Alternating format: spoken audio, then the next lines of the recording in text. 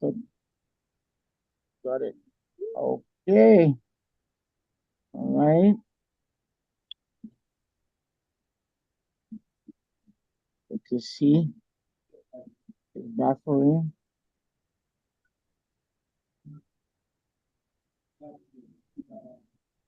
All right. Thank you, everybody, for joining tonight. I appreciate it. Thank you very, very much. I was making sure I'm on YouTube. So thank you for being here. We've been meeting for a long, long time. It's been, man, going to the next year is going to be the 6th year, and we've been having this conversation without stopping, without waiting for anyone. And God has been so faithful. God has changed our life. Personally, it has changed my life in the way I think about situations. Because sometimes you think you're helping somebody else and you're helping yourself. So I'm glad that we are here and especially discussing the holiday. So let's go ahead and pray. Father, we thank you for tonight. Thank you for allowing us to come through as image stars. We lift up your name. You're beautiful. You're amazing. You're great. Thank you for the guests who are here. It's humbling to see all of them. Thank you for what you've been doing through Image Stars. We love you and we thank you because you're awesome. And it's in Jesus' name I pray. Amen. Thank you very much. I'll ask Rev, go ahead, our chair lady, to give us a disclaimer, please.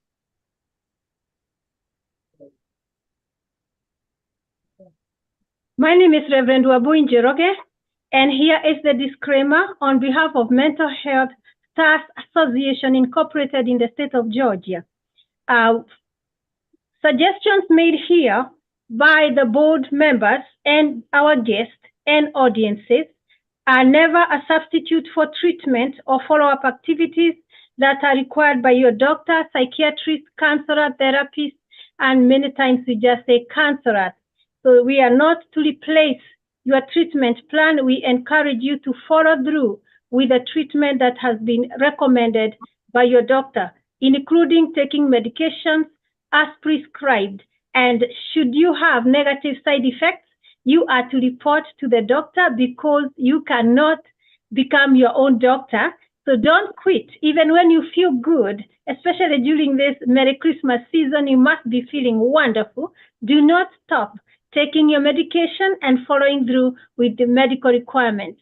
I have a nice video that I want to share with you because we are highlighting mental health, saying that mental health is your wealth.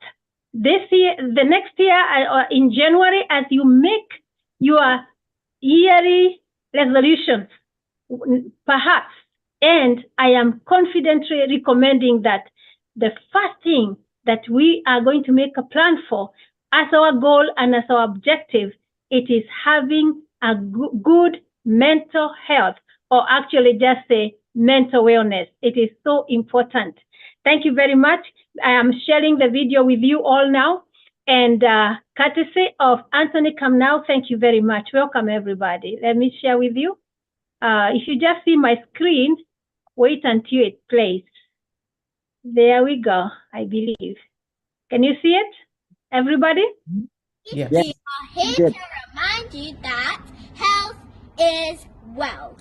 What do we mean by health is wealth? It means being healthy is more important than being rich. When was the last time you checked your blood pressure? When was the last time you checked your blood sugar? When was the last time you went out for a walk or a jog?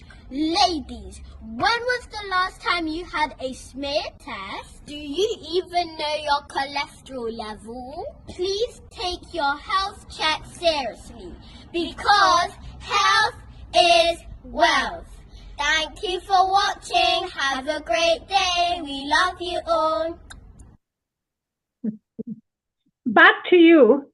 We wish to recommend to you, if you or someone you know is suicidal or homicidal, has ideation to harm themselves or harm anyone near them, including your neighbors and pets and what have you, nationwide, the number to call for Suicide Lifeline is 988. Repeat, 988. Also, we are aware about domestic violence hotline nationwide 1-800-799-7233 or 1-800-799-7233 SAFE, SAFE. S as in sugar, A as in Africa, F as in father, E as in England, 24/7, 365 days. You can call this number and you will be connected with the necessary help. The calls are free and they are confidential. When you reach a trained counselor to help you, most likely in your state. So if you call a nationwide number, it will also connect you with help near you and especially, repeat this, especially in your zip code. So close home. Tell everybody, let us help each other. Thank you very much. I return the microphone to Mr. Kam now. All right. The topic is about the holidays, the stresses, and what happened in the holidays. So this year, I shared from the beginning, this year has been so rough for me. From the beginning, got an accident. August, I lost a very dear friend of mine, my boss. Kind of lost my finances, and I was kind of thinking, man, what's gonna happen to me these holidays? I need to finish a couple of things. I need to do one or two things, and I kind of a little stressed out. But sometimes, if you let go, it's not easy to let go. But sometimes if you surrender yourself, especially somebody like me, and a believer, to him it's very, very hard. But I was able to. But I was saying, man, I usually do an event of Cayman in end of the year. So I'm like, man, this year I feel like I'm failing. I started on the wrong day, started in the wrong way, and now ending in the wrong way. So beginning of the year, somebody reached out to me. Beginning of the month, somebody reached out to me and said, hey, how come you're not doing a Cayman event this year? I said, no, because I don't have money. Somebody that I was depending on passed away. And now, sometimes God reminds you, don't depend on a human being, depend on me. As a Christian, it's very, very difficult. So he said, oh, I got your back. Can you do it in Kenya? And I said, yeah, you can do it in Kenya. And they were able to do it. They came in award in Kenya on the 15th of the month. I'm like, man. So I felt like relief. I felt like the burden went away. I was kind of getting stressed out and kind of worried about ending the year in a negative way. But when I saw the success of the things that I love happening, the Hemage Stars doing a good meeting last month, and then also doing the event in Kenya, I was like, man, I think I'm ending it in a good, positive way. And I was thinking about that at the beginning of the week, that, sometimes you go through a lot and comes the holidays and there's no hope and there's no future. There's always something that happens to encourage you. And that's where I am right now. I've been thinking, oh my God, it's been a rough year. 2023, it's been the worst year for me, especially in America. But I'm ending it in a good note. And that kind of changing my mindset. I'm changing my mindset. Oh man, the things I believe in, things are happening. Hemage Stars good meeting, came in good stuff. So that's where I am today. Otherwise, as I finish what I want to say, there's so much need in Kenya. We have families down there. The economy is not doing good. And I mean, these messages keep coming. Oh, we need money, send us this, send us that. And eventually that takes toll on you. But I thank God for just being here and to talk about this particular situation. And I know as I continue talking with our chair lady, Hemage Stars, the group has been very, very encouraging to me to know that as I go through what I'm going through, I can reset. Sometimes you can pray and pray and pray when you're going through stressors and situations, but when you have a group like this one where you can run to, there's hope. We as leaders, we hide a lot. We as people in the community, I'm talking about pastors, people like us, we hide a lot, but I'm glad that when we have this conversation, we get better.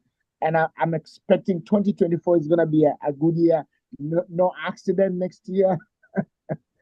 No death in the families. No death from our boss. I'm optimistic that we're ending this year in a strong way. So I just wanted to share that regardless, it's tough.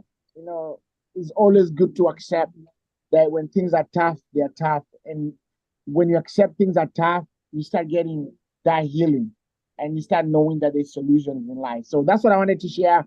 I don't know if before I invite Rev to come back, I want to invite Dr. Nancy. You want to share something before Bishop Penny is here. But Dr. Nancy, go ahead before I invite Rev back again. If you want to share something.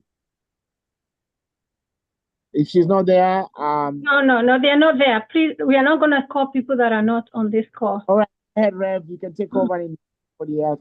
She came in and she left. I saw her coming in. So go ahead. You're going to come back. We want to assure board members that you are going to have an open mic and also a time of question and answers and comments. At this time, we want to bring our special guest. This is very special to me. Oh my goodness. I prayed for you like the whole year. I love this. I love Miss Kathy Carey because she has been gracious. Number one, she's not only a lieutenant, she's also a missionary to Kenya. I think she has been to Kenya more times than I have been to Kenya in the last 10 years. She's a blessing. And I know she's from the great state of Houston, Texas.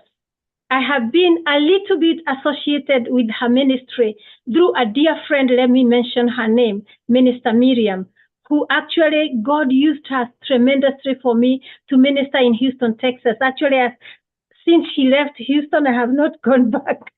God uses people so powerfully. Woman of God, this is your time. We are going to ask this question to our guests in order to maximize their time. If you go see this woman of God in her office, you have to make an appointment. So this is a very special appointment in our calendar, in my calendar. I said, if I was the only one coming on this platform, and I know Come Now was going to come because he was sending those messages. And Mr. Bao was saying, I'm going to be there. So I knew there was 4 of us that are going to be here. Oh, I'm so happy.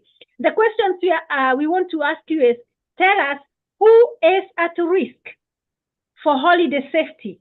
What activities or behaviors dispose or predispose individuals to being at any risk or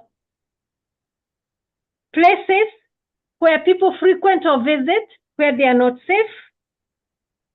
I'm real close to Florida, and I always visit Florida. But every year I want to go there. There was a shooting in the mall. So when I go to Florida malls, I'm looking everywhere. I don't like that. That is not a good thing. Places frequented or visited where one may encounter issues that are predisposing someone to insecurities, and when are there more dangerous times than others?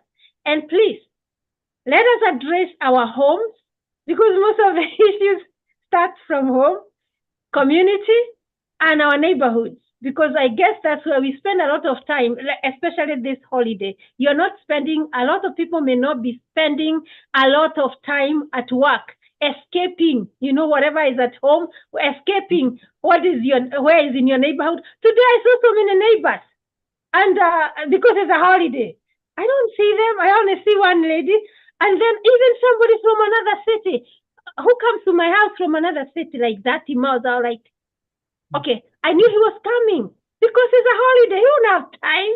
So welcome, woman of God, and please help us because we want to live in a safe environment. We want to treat our family, our neighbors, our friends well. So when we go back, some of us are going to go back in January.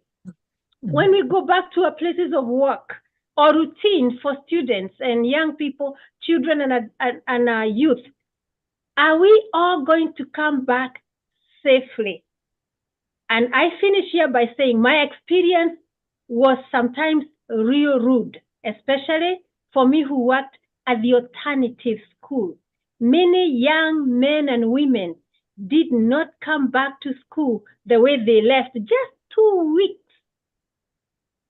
And also, girls got pregnant during holidays. I'm thinking it's only 2 weeks. For heaven's sake, parents, 2 weeks you have your kid. We brought them on that day with the bus. They were not pregnant. You know, these things can be measured now. It's not when people waited for 9 months. And I'm thinking, what happened? 2 weeks, mom. 2 weeks, daddy. 2 weeks, grandmother. 2 weeks, auntie. And the neighborhood, we gave you the children.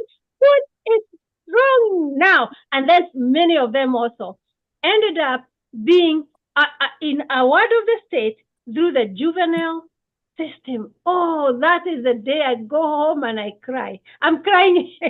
I don't cry at home. I'm crying from work to home. Luckily, I worked in another county. So I would cry. And by the time, sometimes I cried and then I did not go home. Thank God for the churches. I went straight to the church. I even have gone to a Catholic church to pray because it is that hard before I hit my door, because I don't want to bring these things to my house.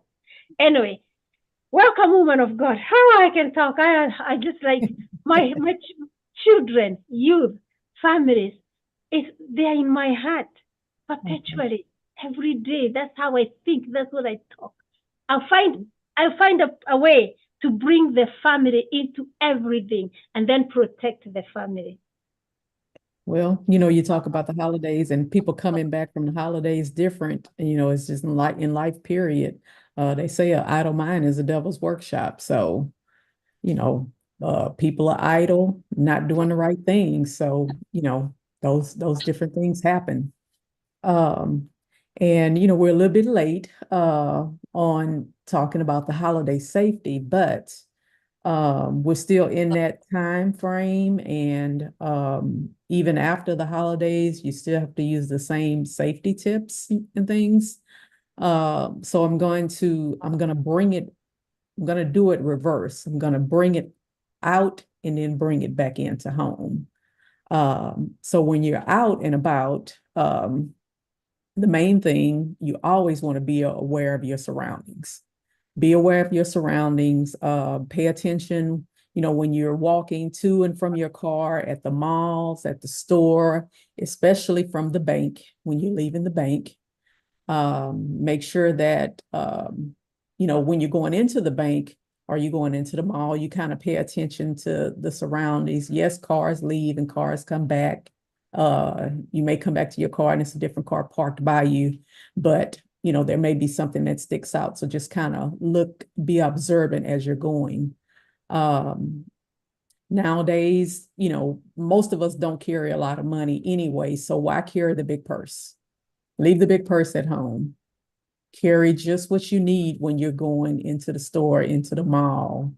And if you have a lot of bags, don't be on your phone. Don't be distracted by your phone at any time while you're walking through parking lots, and try to park in lighted areas. If you have to go back into the store or go to another store, make sure you put your stuff in your trunk, but also be aware that, you know, sometimes they do have people out watching to see if you come back and put something in your trunk and you go back. So try to finish all of your shopping all at one time before you go to your car if you can.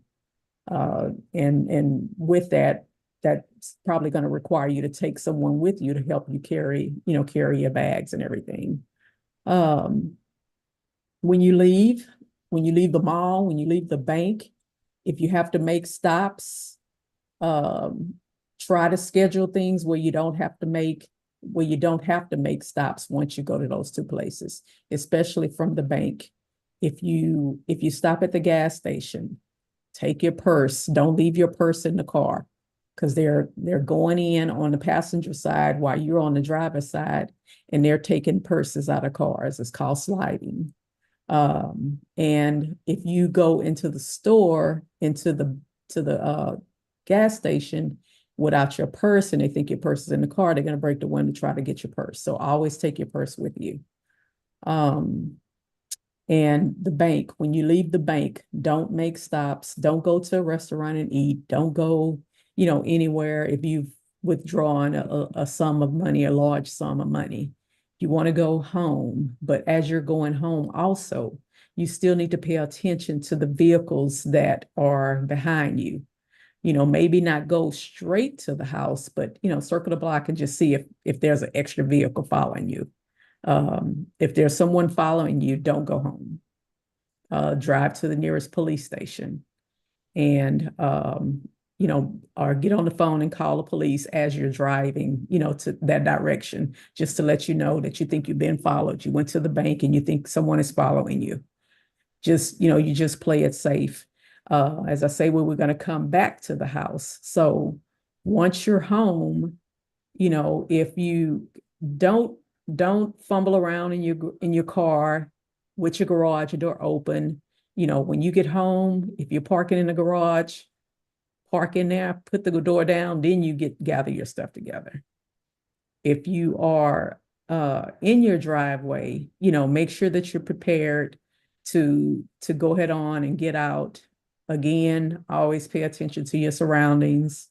Get out your car and go in. If you need to make more than one trip, do that. Don't stay unattentive in your car for long periods of time. If you need some help with your bags and someone is at your house, ask them to come out and help you. And you just got to be careful, keep your doors locked at home, which is, yes, sometimes you do have to say that. Get an alarm system. One thing that was that we probably don't think about, and I didn't think about it even as a law enforcement officer. We may not always turn our alarm on at when we're at home, right? But if because everybody knows everybody's at home at night, right? But if you work nights and you're at home in the daytime, most break-ins are happening in the daytime. So that same mindset that you have at night, you need to have a different one in the daytime. And I didn't think about that myself, until one day it kind of dawned on me, oh, this is the time that people are more likely to break into houses. I need to turn my alarm on in the daytime, when I was working at night. So you got to try to think of the whole big picture. You got to basically think like a criminal to try to defeat a criminal. So, but you use that to, as a safety defense for yourself, and guard your mind with those thoughts also, because you don't want to be the temptations of the devil, to come in with that also. Lock your doors on your cars. I know every once in a while we'll see something about someone putting something on your windshield, and you get in your car, you crank up your car and you're like, oh, I need to get this paper off the windshield because I can't see. You get out your car is still running, you get that paper and someone was waiting, they jump in your car and they take off in your car. So kind of just be mindful of different tactics that people might use to distract you, to take your car or to take your vehicle. And all of those are material things. Yes, we work hard for them and we don't want anybody taking what belongs to us, but our lives are much more important than those things. So if you're ever put in a situation, don't lose your life for something that could be replaced. That's the biggest thing. Just try to stay calm, do whatever it is they're asking you to do. At the same time, be kind of paying attention on how you might be able to identify them later, but don't get hurt behind something that you could possibly replace. You have insurance on your cars, it'll get replaced.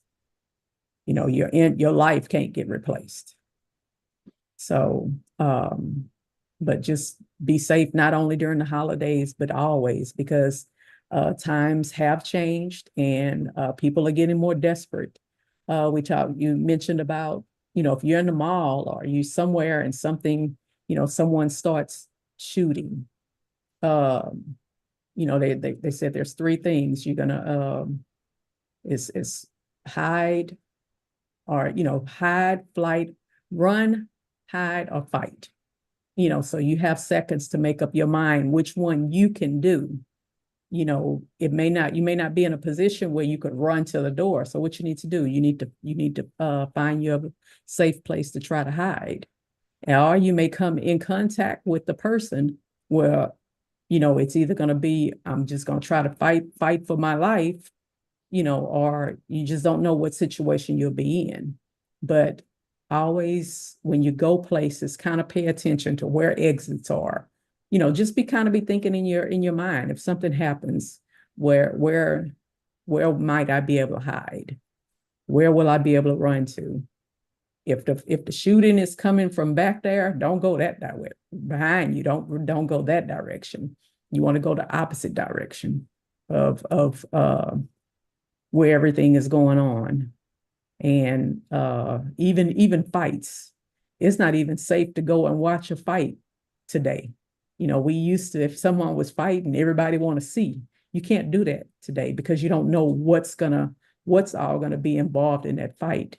Because if it's a fair fight, that's one thing, but nobody fights fair anymore. You got knives, you got guns, and more than likely it's gonna be guns versus knives. So, and bullets have no names on them. So just go the opposite direction. Get to a safe place for yourself. And if you can, you take somebody with you, to get them to safety. I think I covered most of the questions that you had, I think. Is there anything else? Wow. We are going to ask the people on the call if anyone has a quick question, because I know you may have to leave a little early when we have scheduled for Q&A or comments. But for me, this is very helpful. I'm a cautious person, and I want to be safe. I just lost my aunties. One was 94 years, and the other one was 99. But one characteristic of these aunties, they did not go out to work. So I don't know whether that was their safety. They have lived the longest. They did not go to work, but they went to church and they were prayerful. They prayed a lot. So I think that may have something to do with it. And I was making a list like, if I should live for 94 years, wow, I want to be safe.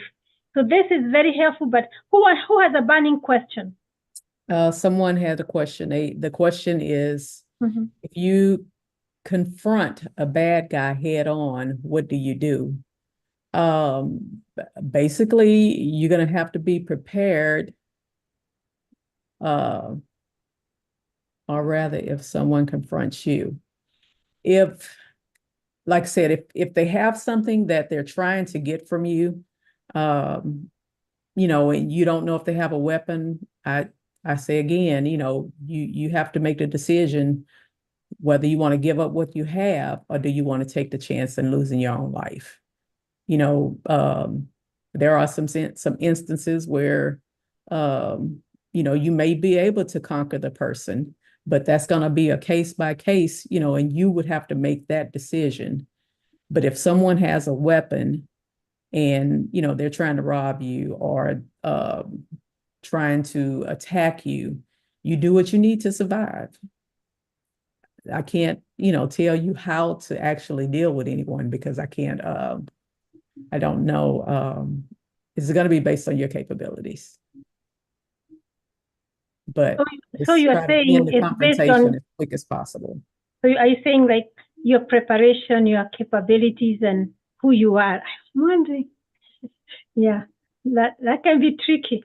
If someone like the one who wanna do harm, they confront me, I don't know. I guess I'll try to talk my way out.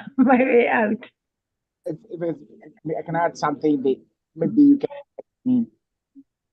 There's that saying, I don't know if it's true, that if somebody gets a gun and you have a gun, say example, if I have a gun and then I remove it, I have to use it. I don't know how true that is. And once you remove it, you have to use it.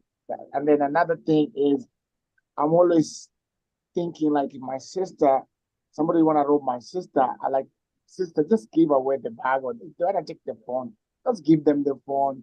You can always buy another one. So that's something about it, especially So, yeah. yeah. So Right. the thing about guns, you know, and everybody carrying, I know here in Texas, you don't have to have a license anymore, you know, but the biggest thing about guns is, you know, who's going to shoot the quickest, you know, we don't know. But another factor in that is you are responsible for every bullet that comes out of your gun. And you have no control, no direct control over where it's going to go once it leaves the gun. You know, so you have to think about that before you, like, say, don't pull it if you're not going to use it. Number one, because if you pull it, they're going to be expecting you to use it and they're going to try to beat you to it. So don't pull it if you're not going to use it, but also you need to be aware of the surroundings and the repercussions of you firing that gun and it hitting someone else. So you're responsible for that. Wow. Thank you. How about the giving away with the pass? Is that the best way? Or do you just like whatever you want to do? Just walk away if you can. You know, it's not even worth, you can't even have arguments with people today. You can't even honk your horn at anybody today. You know, they road rage. It's just less confrontation as possible is the best way, safest way. I remember when you are with us, something I took away is whatever encounter you have with this person, make it as brief as possible. Get out of there so that we can always go back and maybe recreate the event or find out what exactly was all this about. But I think we want to be safe. Our lives are precious. You have only one life, but you can have many pocketbooks. You can have much money. You can replace everything else, but life cannot be substituted. And by the way, I want to preempt believers, because you can pray all you want. Many of the people that have been harmed, they also prayed. They even, if they survived, they'll tell you that they had prayed on that day. So I think it is combined prayer with safety issues and good guidance, put it all together. So let's be more practical. We are practical Christians. We are proof producers. It doesn't make it, just because I pray doesn't mean it's not going to rain. So I'll carry an umbrella, right? Yeah, so that kind of mentality we need to put back, especially when we address families from Kenya, because we have a little element of fatalism. We can't do that. Thank God for this country. We are running. We must run. We must run about this village. This village calls for prayer. This village calls for safety issues. This village calls for checking your environment and be careful so that we can get back home safely to our family. You cannot be substituted. You're totally unique. You're not even special. There's no one else exactly like you in this world. So I'm so grateful for any other question before we go to Mr. Julius Bao. We want to ask him the same question, especially concerning issues concerning men, young men and old women. This forum many times is talking about youth, but we are having issues not with the youth as much. Youth problems are much easier because we are parents and we are community leaders and we can help the youth.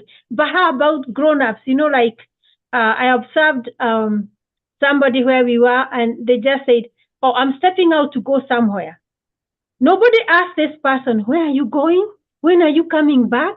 What are you going to do? They were gone for like 3 hours. I'm like, I asked the person, where did you, I don't know, just me, none of my business, but it's my business. So I said, where did they go? And let's call the person. Why are we calling a person who left us, who could actually say, I am stepping out, I am going to the mall I'll be there maybe 2-3 hours, whatever, how long you're gonna be, and I'll be back before 8. And of course, during winter time, watch out because it gets dark very quickly. So some people associate being dark with late. So it could be 6 p.m., but you're thinking my mind is telling me it's 9 p.m. because I was, I came from Kenya where there is synchrony in nature. And so 6 p.m., we know to get back home. 6 a.m., we are awake. But America is just kind of not like that. We have all these different time zones. Right now, as we are talking, we have people from Central Time. Maybe we have somebody from Pacific Time. Maybe we have somebody from Eastern Time. And here, we have very good things. Okay, yeah. Pepper spray may stop them. There is another device that make a loud noise that might work with the pepper spray to alert others. This is from our lieutenant. I think these beautiful answers, we want to save them. Margaret, I see you are here. Let's see. Okay. Did we get that question for you? Yes, what Margaret asked, she said she work at night and, most people are asleep when she's leaving. And so she was wondering about carrying pepper spray. And I put in the comments that, pepper spray may stop them, it may stop them enough for you to escape to get to where to safety. But there is another thing that I see a lot of times on TV and on online. It's something that makes this really loud noise. It's so if you have them both, you do the spray to try to stop them and hit the thing to make the noise to let people know you need help. So whatever you like say you need to do to be safe, definitely want to do it. I like what you say, Mtumishi Kathy, you say a thing. I'm like, what is it? Because I only see it. I haven't seen it in person. I just, just a loud, any kind of loud noise maker, that people will hear. It'll alert people, wake them up. That's good. I like that. Thank you very much. Knowledge is power. Thank you. Yeah, very much so. This is really helpful. While we are at that minute, let's hear what Mr. Julius has to tell the. And can I just do a small disclaimer also? I know she announced me as Lieutenant Carey, but I am now retired. Oh, retired. I'm a retired police lieutenant, but the information should still be able to help you. Also. Thank you. Thank you so much. I should use the word retired in my heart of hearts. Thank you so much. That is important. Very important. Thank you. We welcome Mr. Julius, and if Kadi is with us, she can help us a little bit too. Welcome, Mr. Julius. Good evening. Good evening. Where do I begin? So I have no authority over anything or the discussion, but am I to understand we're just discussing about safety during the holidays? Yes. It's a discussion, actually. It's open. Okay. I would say just be around friends and families during this time. For those people who I guess like to live by themselves, if they can find ways to get to friends or buddies and just be in a safe environment. That would be my 2 cents at this moment. That's where I would start. We can go deeper into that, but once again, I don't have any authority or any certificate or any of those things. Can just say be in a safe space. Each one of us knows what safe space is, where you feel safe, not where you feel threatened. and have one or two people that you can confide in. I guess I'm going to ask you a question. Yeah, go ahead. Who is at risk? Okay. In this case, you have to clarify at risk of what? Risk of being in an unsafe place, because we are talking about safety during the holiday. I can just give you an example. I drive alone at night, and I don't know, for some reason I have seen too many bad things at night. So I'm wondering, like, let's say like men who are truck drivers, is there any way they can be safe either at night or during the day? Some of the things retired Lieutenant Kade has mentioned might cover this, because she talked about our environment. Let me ask you, what type of activities do men engage in that predispose them to being unsafe? Well, for one is too many parties. Too many parties during the holiday celebrations, and some of them go overboard, and you end up getting into serious trouble, DUIs, accidents, and so forth. But if you have if you're surrounded with I want to say friends who are concerned or caring, if you are one of those who let's say once you get into that festive mode, you don't know when to stop. This is where your friends might come in and let you know, okay, at this time, my friend, you need to slow down or stop or bring the keys, or just to be in a safe space. As for the truck drivers and for you, I cannot speak on that because I don't have any experience, and I don't want to lead you off or on. When I think of holidays, I'm thinking about the festive periods that we have. And like yesterday, almost everyone was at a place where they're celebrating and probably went past those hours. But if you had someone who was probably sober, everybody got home safe and so forth. Yeah. I'm just talking from our village perspective. Festivities is when we really drown that honey stuff. Amen. That's very good. For me, I drive at night. I track myself. Anywhere I stop, I track myself using Google. I track myself. I put a track on myself when I'm driving at night. So when I come home, my family can find out where I last stopped. Whether it was a restaurant, a rest area, a gas station, I track the whole 9-yard line. Only when I'm traveling. When I come back home, I remove. I don't need to be tracked in my house. But for myself, and I think even truck drivers these days, they can be tracked wherever they are going. Also, a safety feature I have seen lately, especially it was in Texas actually almost twice, people saying they cannot find their loved ones, they are missing, they have disability. And I think there is also a system where we can track if we have a disabled person or someone who needs help, it is possible. I don't mean like tracking devices implanted in your body, okay?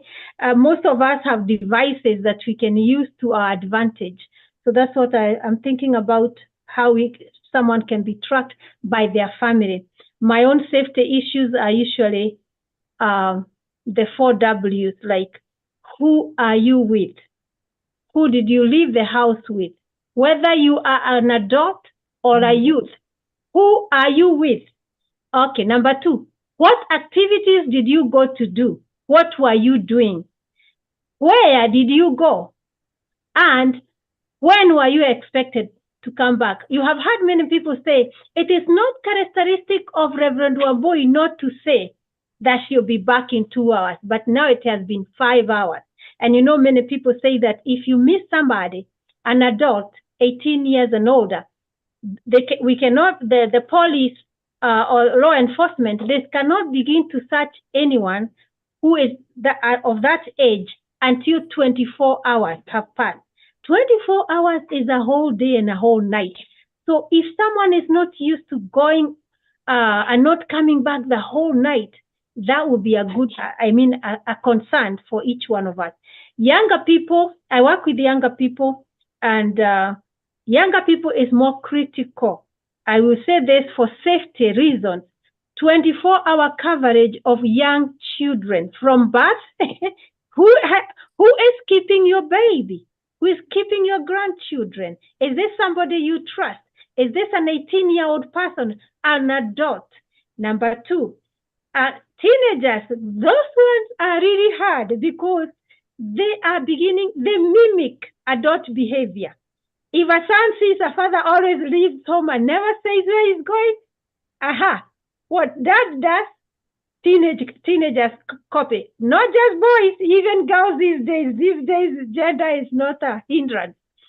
So teenagers require supervision. And I think that's where in school we do such a good job, because in school, since from the time the child steps their feet in a bus that has surveillance, and the principal can see where the bus is parked through the computer surveillance, and the hallways have surveillance, and the classes have surveillance, we can actually account for you from the time your child gets into a school bus to the time we drop them. We can account for it. And it's so many adults. That's why many families, when they sue schools, they cannot succeed, because we track the students every 5 minutes between classes, or 3 minutes, whatever time is allowed.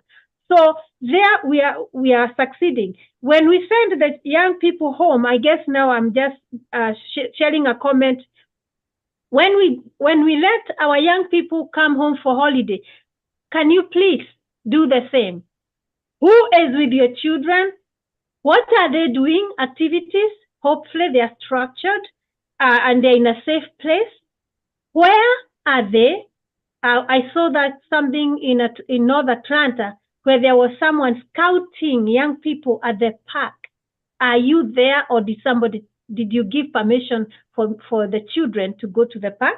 And what time?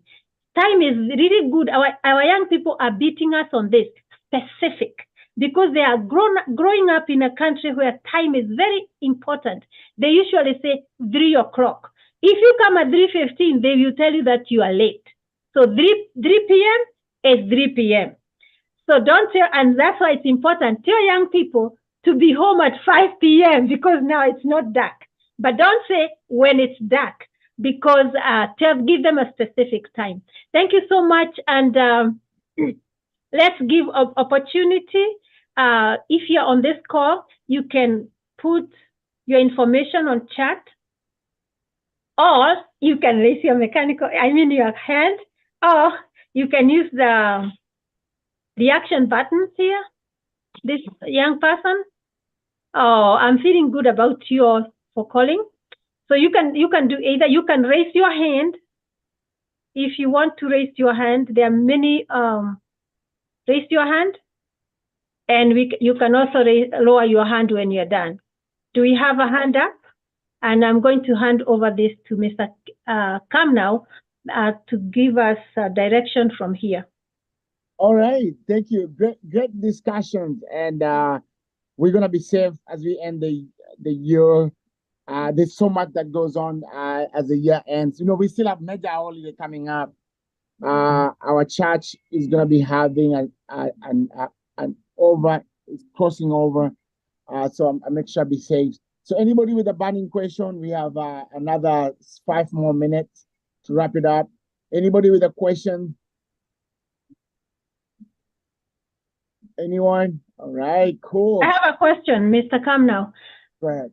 Do we have resources to prevent these issues? Because I think it will be important for parents to know, or adults, how we can prevent issues happening within the family. Make it easy for each one of us, and of course also we're thinking about even in our neighborhood, in our community. Let me also return a vote of thanks to Kathy, because the last time she spoke with us, and I gave an example of the guy that was driving up and down with this huge mega flag. And he doesn't do that anymore, and he doesn't even follow this. And I was tempted to just like, and the woman of God told me, disengage. Don't even pay attention. Ignore. The behavior went. I don't even bother. But it was intimidating, real intimidating. Here, I live in the deep south myself. So I'm a little bit like a little alert. I stay alert.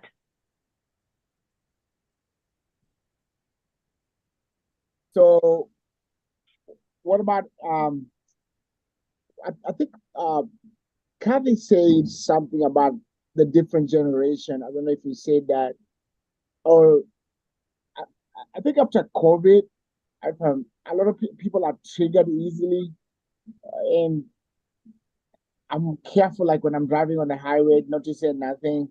Mhm. So is it because of the isolation, or is it because of the people are home so much? They have this pressure all the time to explore. Do you think that's the reason why? Because people stayed so long, for a long time? From just even with some of my family members and stuff, I think a lot of people still haven't recovered mentally from COVID. Even those that never had COVID, have experienced some mental issues. And I think it was just from, the isolation and depression and stuff. So you still have a lot of people still recovering. And so tempers are easily flared, and it's just and just a combination of things. But I think COVID affected a lot of people, and they still haven't recovered from it. Wow. And don't believe that they need help. Oh, wow. Well, don't recognize that they need help. Put it like that. All right, cool. If nobody else has a question, last comment, Mr. Julius. Wait, there's something did you forgot to say? No, I'm good. I can say You're very polite. I noticed that. I'm careful. We're still live on YouTube, but I just want to finish nicely. You're very careful. Don't be scared. Come on, man. No. It's I'm good. I'm glad to be here, being a first timer, and yeah, we need this in the community. We need more of this in the community. Whatever means, way, form, shape, or form, we need them. This kind of discussion in our community. Nice. Yeah. Oh, beautiful. What about? Thanks. Okay, cool. Anybody with a question before Margaret? Any comment before Kathy wrap it up? No comment. Okay. Any last comment, Kathy? We appreciate you, by the way. I'll still call you Sergeant. Okay. No problem. No, like say, just, be safe, and, just a quick answer to that question she asked, who's at risk? Everybody, all of us are at risk, so at any moment, either one of us could be a target. So, just be safe in general, be safe. Oh. Okay. There are some things I would like to recommend for resources. Please check your zip code. I believe all the answers for the issues that we have can also be found in our zip code. Even the law enforcement, I know we are scared about the police. You haven't done anything wrong. The police does have an arm that caters to the community. I have worked there myself to be the day an immigrant goes to a police station, God is working, and He is good to me. But I wanted to learn. So I learned that they even have materials they can share with the family. You can ask through the school, or if you're scared, you can send somebody. You can send me there. And also check with your local library, check with your recreational centers. They have a lot of information. And by the way, because it's your tax money at work, make use. If like maybe you can leave your children 2 hours. Also check with your churches that are nearby. I actually emphasize your zip code. There's so much to do, even for seniors, and including if you are in trouble and you don't know what to do. There's a lot of help. Finally, you can reach us, but we would like for you to get into the habit of accessing resources in your community and sharing with your neighbors. I think we enrich. I have another program called Family Enrichment. We enrich each other by sharing what is most helpful. You know, even as Christians, as believers, community leaders, and mental health staff, we are here to raise awareness, remove stigma, so that our families, individuals, can actually get help. I'm a believer in getting help and all the help that is available. I go there and I go to the centers and carry everything there. Do you have kids? No. Do you have a senior at home? No, I'm the senior. Okay. And all these things, and I come, and that's why I am learning even as I go. I want to learn until I'm 93, 94 years old, like my mom. Hallelujah. Okay, we're gonna close now. Is there anything that was in your, can we turn off the recording on YouTube? Maybe that's why people are quiet.